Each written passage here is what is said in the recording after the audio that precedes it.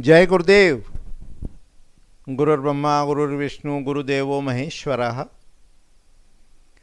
गुरुः साक्षात् परम ब्रह्म तस्मै श्री गुरुवे नमः। अर्चनी वंदनी प्रातः स्मरणी परम पूजनी गुरुदेव के चरणों में बारंबार वंदन कर आरंभ करते हैं। सम्रांगण सूत्रधार ग्रंथ अध्याय 9 हस्त लक्षण, इसको देखने का समझने का प्रयास कर रहे हैं। और इसमें हम ये देख चुके हैं कि माप की जो इकाई है, मेजरमेंट की जो यूनिट है, वो हस्त है। और उस हस्त को जब हम 24 भागों में विभाजित करते हैं तो प्रत्येक भाग एक अंगुल है। और उसी हस्त को हम 8 भाग में जब विभाजित करते हैं तो प्रत्येक भाग एक पर्व है।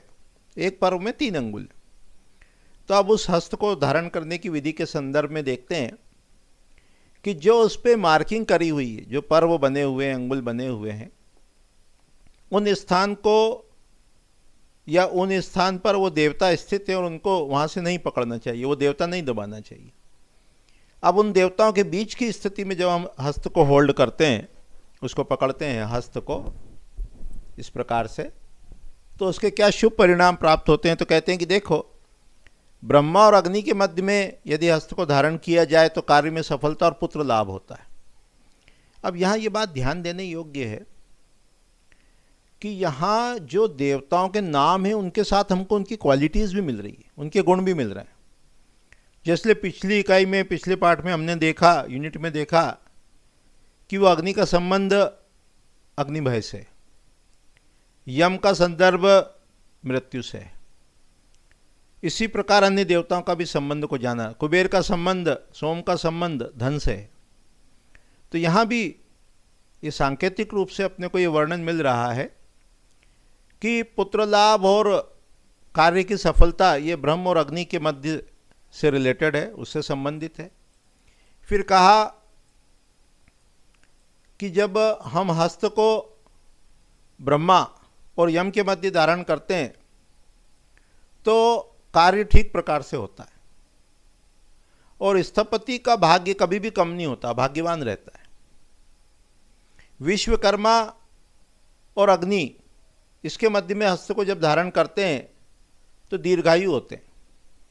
यम और वरुण के मध्य में जब हस्त को पकड़ा जाता है, धारण किया जाता है, तो नगर की वृद्धि होती है और सभी कार्य ठीक प्रकार से होते हैं। वायु और विश्वकर्मा, इसके मध्य में ये देवताओं के नाम है, जो मार्किंग करी उसमें देवताओं के नाम है। सभी कार्य का अंत शुभ होता है, सभी कामनाओं की पूर्ति होती है। वरुण और कुबेर के मध्य में हस्त को जब धारण किया जाए तो कभी सूखा नहीं पड़ता, देशभंग नहीं होता। वायु और रुद्र के मध्य में जब हस्त को धारण करते हैं तो व्यक्ति जो है वो लक्ष्मीवान होता है, उसके कार्य सिद्ध होते हैं, इसमें कुछ भी डाउट नहीं है, संशय नहीं है। वरुण और कुबेर के मध्य में हस्त को धारण किया जाए तो अनेक प्रकार के भोग मिलते हैं। इस प्रकार से ये जो 8 देवता बताए, उनके मध्य में हस्त धारण करने के ये शुभ परिणाम घटित होते हैं या प्राप्त होते हैं। अब जो है वो हस्त के भेद उसको डिस्क्राइब करते हैं कि पहले अपन ने देखा कि जो अंगुल है वो 6 यव का हो सकता है, 7 यव का हो सकता है, 8 यव का हो सकता है। शास्त्र में परंपरा है 8 यव, 7 यव और 6 यव। तो उसके संदर्भ में हस्त के 3 भेद बताएंगे वो, कि अब ज्येष्ठ आदि हस्त का वर्णन करते हैं, जिसका माप लिया जा सके, जिसकी कोई कृति रचना बनती है, जो हस्त 8 यव के अंगुल से बनता है। ऐसा अंगुल जो 8 यव का है तो वो बड़ा हुआ तो उसको कहेंगे ज्येष्ठ हस्त। उसका दूसरा नाम है प्राशय, प्राशय, प्राशय। फिर जो 7 यव के अंगुल से बना हुआ हस्त है उसको कहेंगे साधारण। जिसकी मात्रा कम है उसे शय कहते हैं। अतः 6 हस्त का जो 6 यव के अंगुल से बना हुआ जो हस्त है उसका नाम शय हुआ। अब इनका उपयोग कैसे करना उसके संदर्भ में कहते हैं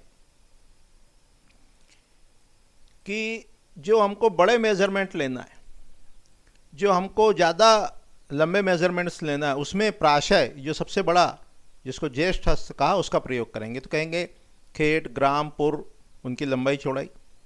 प्रासाद, घर, खाई, दरवाजा, रास्ता, सभा आदि में, मार्ग में, निकलने के मार्ग में, सीमा के अंतर में, वन में, उपवन में, देश के बीच की दूरी में, योजन, कोश, गव्युति में, और खात में प्राशय हस्त का प्रयोग करना। और दूसरा जो हस्त है एक साधारण था अपना, जो 7 यव के अंगुल से बना हुआ था।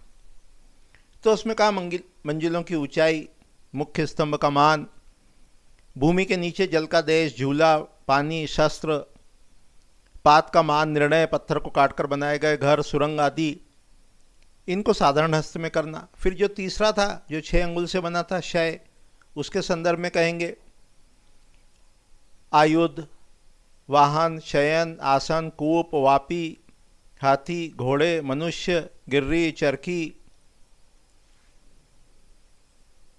हल, शिल्प के उपकरण, छत्र, ध्वजा, उद्यान, वृषि धर्म के उपकरण, पटवान, नल, दंड, इन सबको मात्राशय से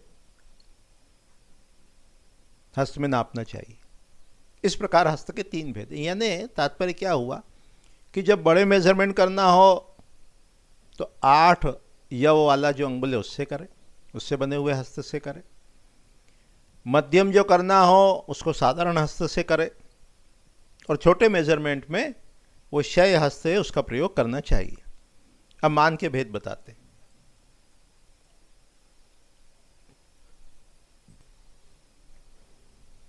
अब कहते हैं कि 1 अंगुल को मात्रा, 2 को कला, अंगुल के संदर्भ में कह रहे हैं, 3 को पर्व, 4 को मुष्टि, 5 को तल, 6 को करपाद, 7 अंगुल को दिष्टि, 8 को टूनी, 9 को प्रादेश, 10 को शैताल,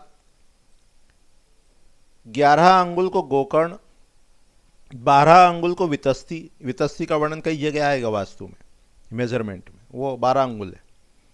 14 अंगुल को पाद, 21 को रत्नी, 24 को कर, इसको रत्नी कहते हैं, 42 को किशकु, 84 को व्याम, 96 को धनुष, 106 को दंड, 3 धनुष का 1 नल्व होता है, 1000 धनुष का 1 क्रोश होता है, 2 क्रोश का 1 गव्युति होता है, और 4 गव्युत का 1 योजन होता है। अब देखो ये माप की इकाई आ गई। इसमें क्या आया? इसमें धनुष आया, इसमें दंड आया, इसमें क्रोश आया, और इसमें गव्युति आया। अब इसको अपन यदि मान लो आधुनिक संदर्भ में देखना समझना चाहें, थोड़ा सा आधुनिक संदर्भ में भी इसको देख लो, तो ये कहा भाई 96 इंच अंगुला को इंच लिया अपन ने, बराबर 1 धनुष बराबर 4 हस्त, है ना।